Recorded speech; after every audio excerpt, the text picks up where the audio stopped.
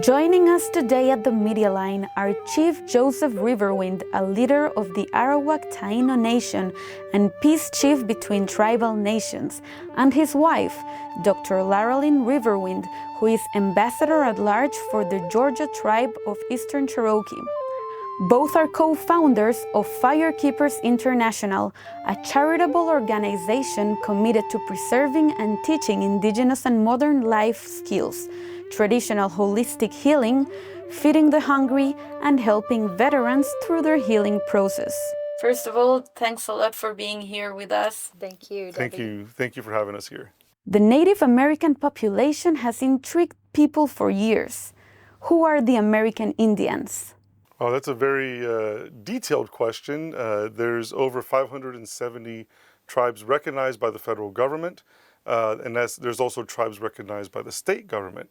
And every tribe has their own requirements for being a member of the tribe. So it's a very, very large question to try to put into a small package. What would you think?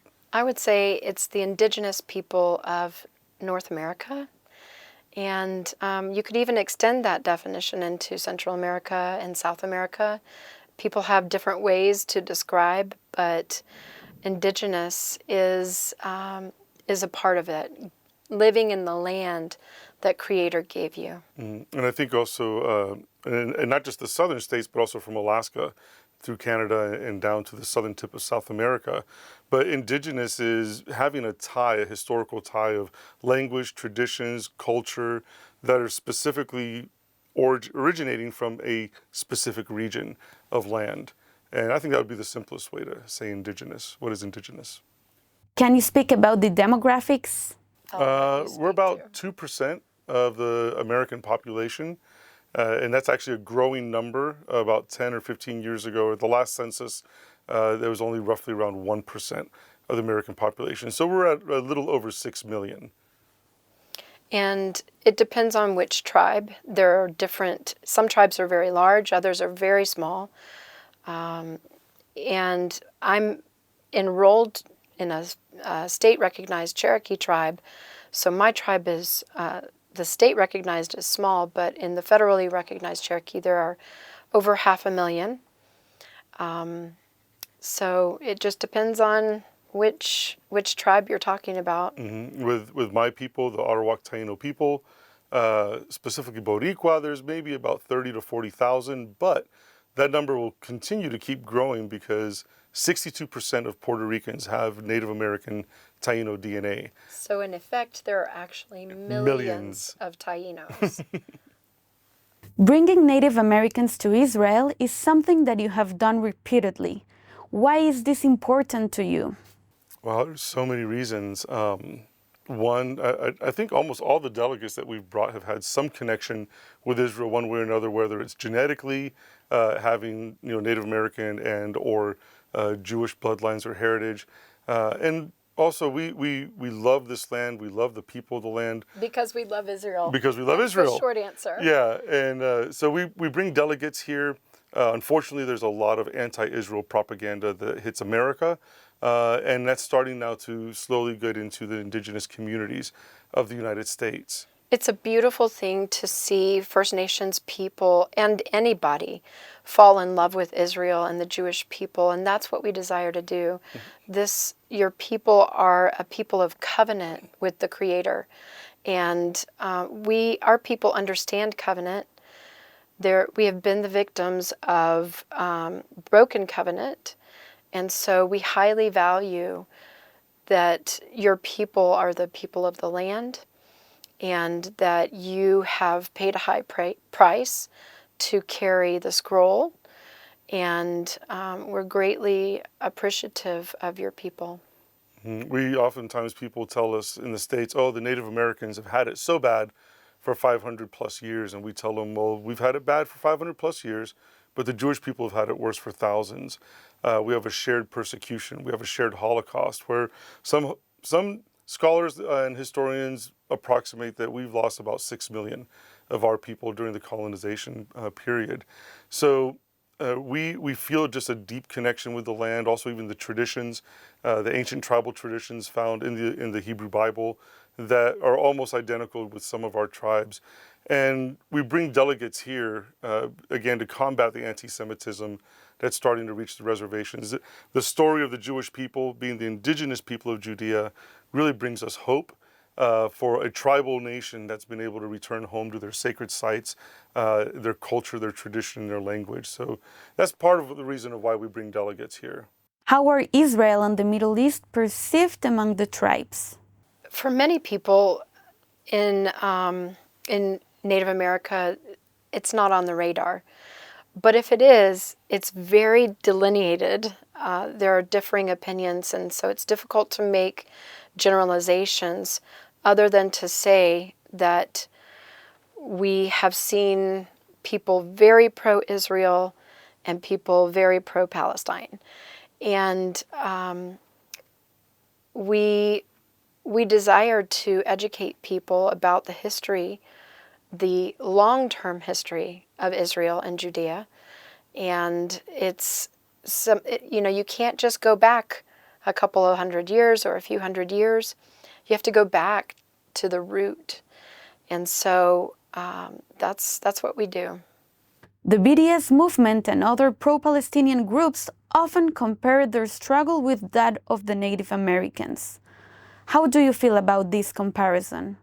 While on the surface, there is a comparison of sorts, but I think that the way that the story is being told is not completely accurate. It's twisted.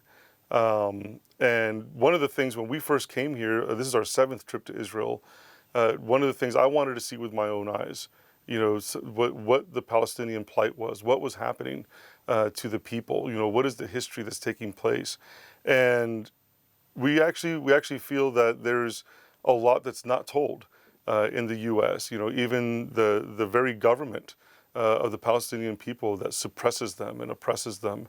There are similarities with that, with just like the oppression and suppression of our people. But, I should say, however, the storyline of the Jewish people being colonizers, that just does not fall within our ears, because to us, this is your indigenous land of Judea.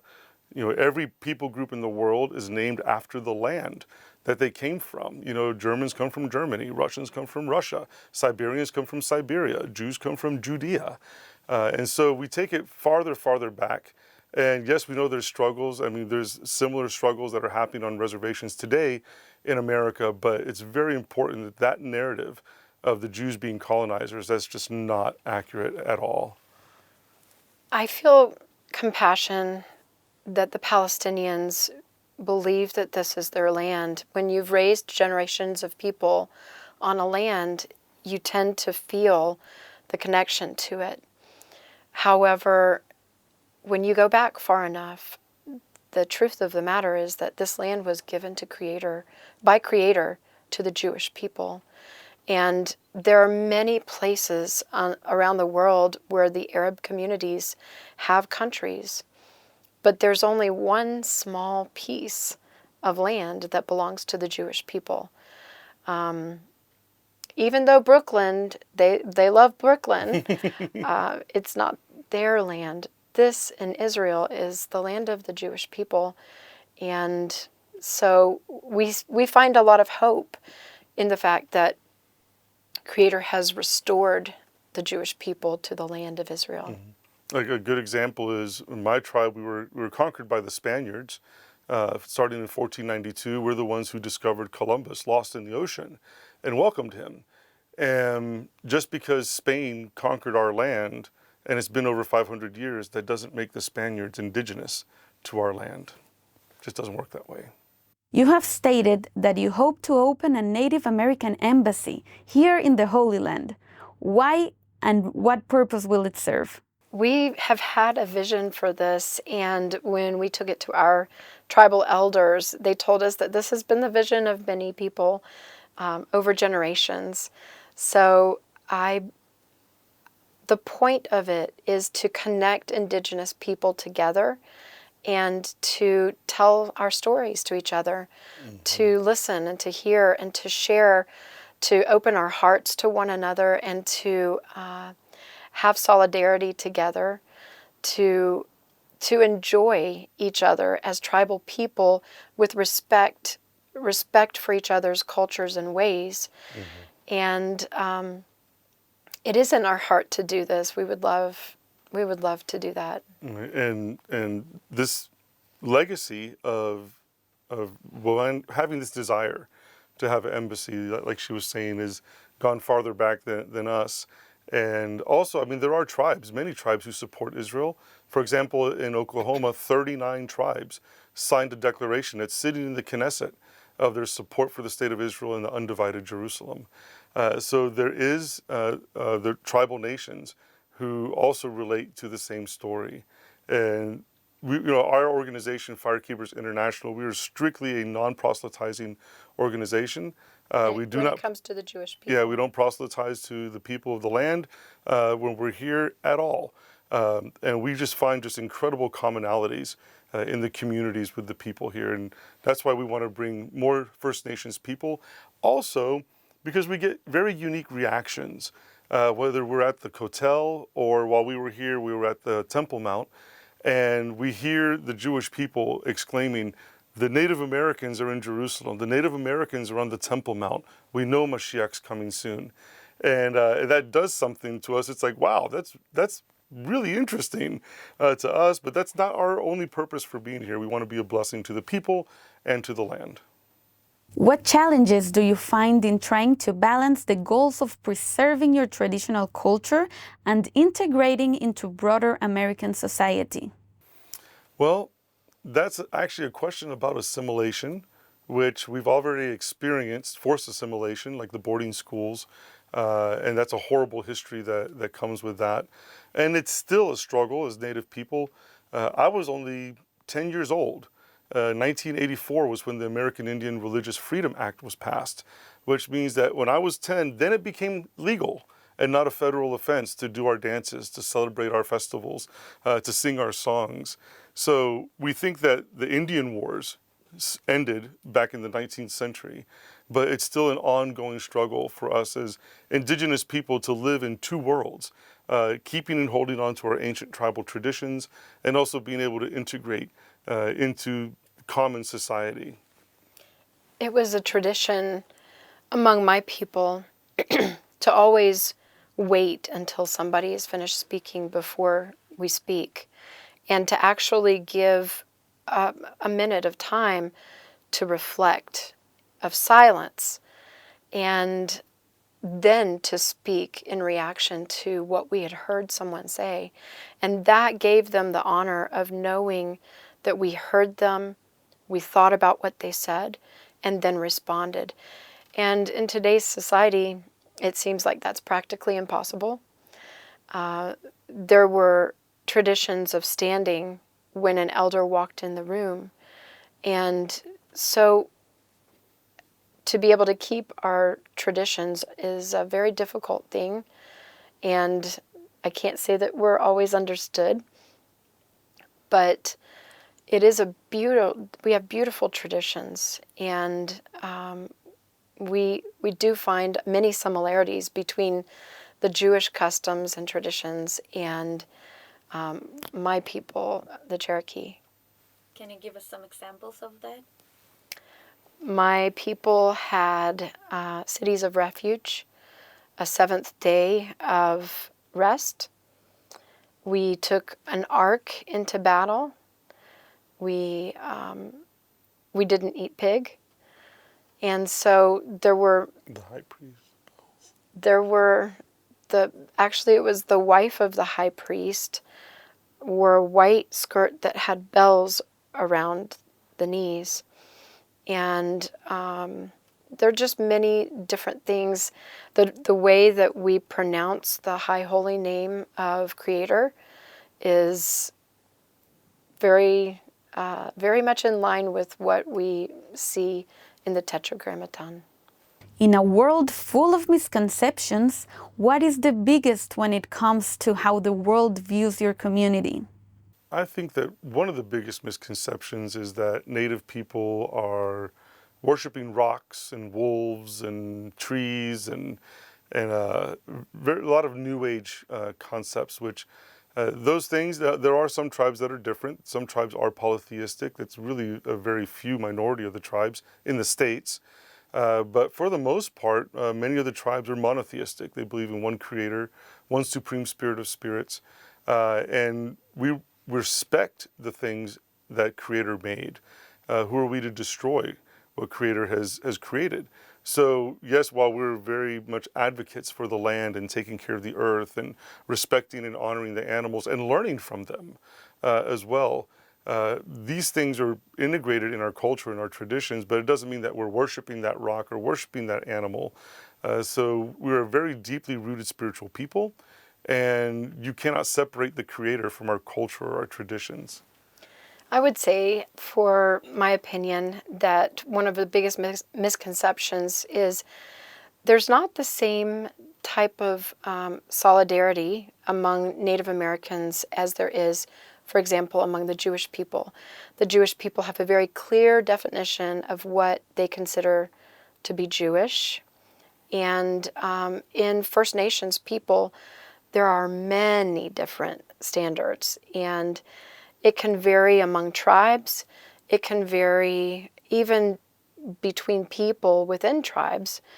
And so identification is not so standardized in First Nations people as it is among the Jewish people. Husband and wife team, what is it like working together? Challenging. Yes, yes, but fun. Rewarding. And very rewarding. And we try everything that we do to be echad, right? To be one. You have a flute with you. Tell us about your traditional music. Sure. So these flutes were made by Falcon Flutes, an incredible flute maker back in the States of Chickasaw and Cherokee descent. And these flutes are special to us because they're married flutes. They're married because, if you can see, this part of the slide here is the inside part of the medicine wheel here. Also an ancient symbol of our people that has to do with us, all of us coming together, all the tribes uniting.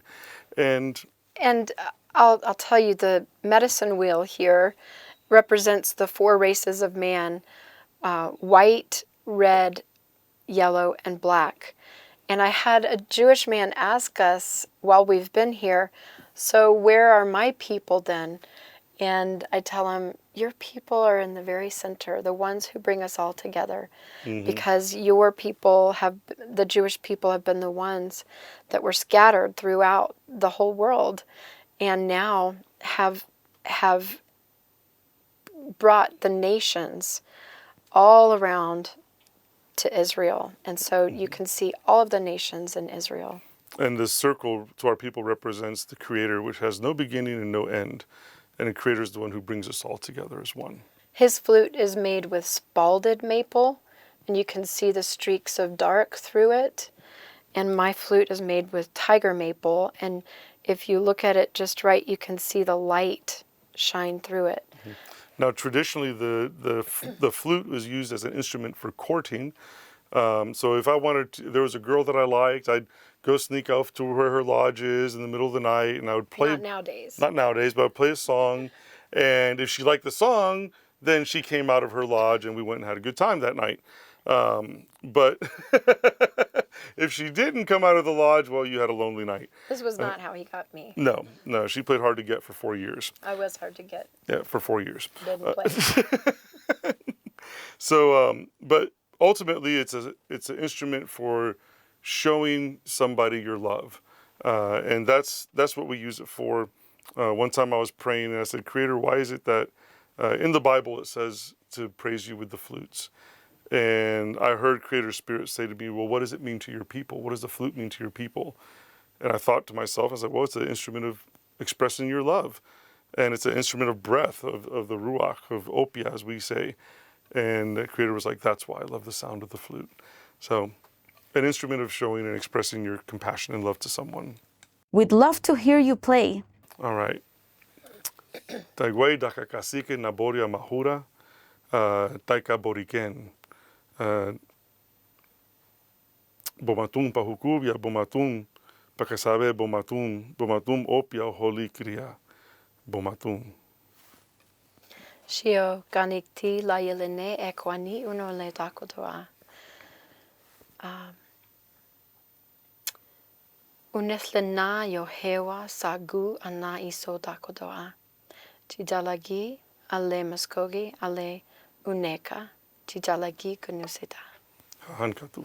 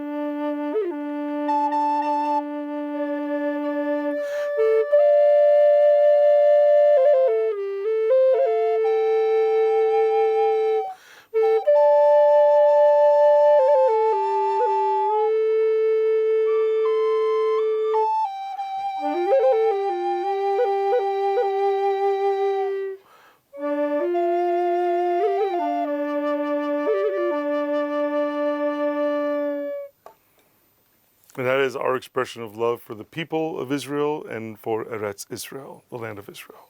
Thank you for joining me here in studio at the Media Line. Thank you Thank so you. much for having us. It's been an honor and a blessing.